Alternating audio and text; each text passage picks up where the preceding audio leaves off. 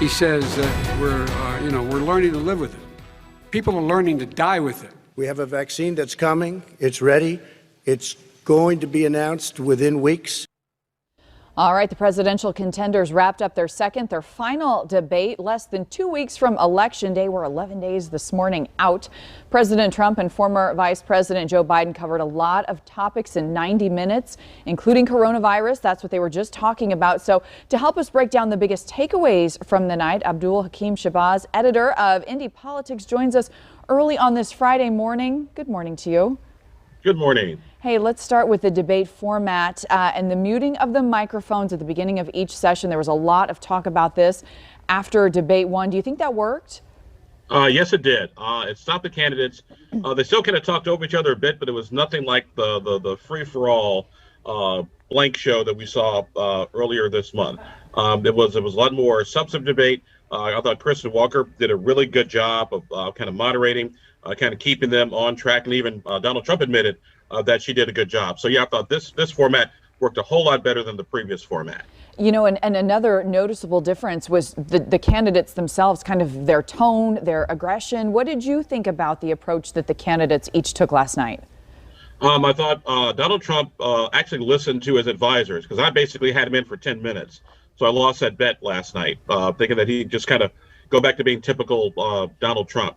But I thought that he did a pretty decent job of kind of maintaining himself. You know, some of the things he said I had a little bit of an issue with, but at least from a presentation standpoint, thought he did a much better job than he did before. And actually, had he done this during the first debate, we'd be probably in a whole different race right now. Yeah, that kind of changed the trajectory of things. Anything else stand out to you last night as opposed to debate number one? I thought it was interesting. Donald Trump thought the president hit Joe Biden. I got some punches in my notes here. Except talking about Joe Biden being in office for 47 years, talking about the crime bill and big oil. I thought those were hits that I thought worked well. But I also thought Joe Biden did well with this thing about COVID-19 and the president's response. So I thought both of them did fine. At the end of the day, though, I don't really think this changed the trajectory of the race all that much. Oh, that was my next question. You know, we are 11 days out. Do you think a lot of voters are undecided at this point?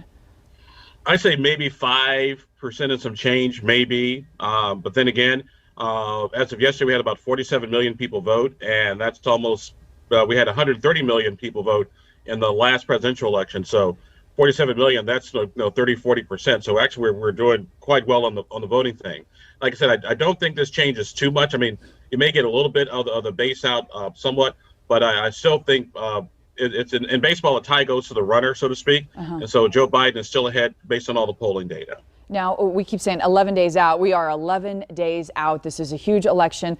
No more debates, but what do you expect from these two candidates over the next 11 days? We've got the vice president in town, early voting this morning.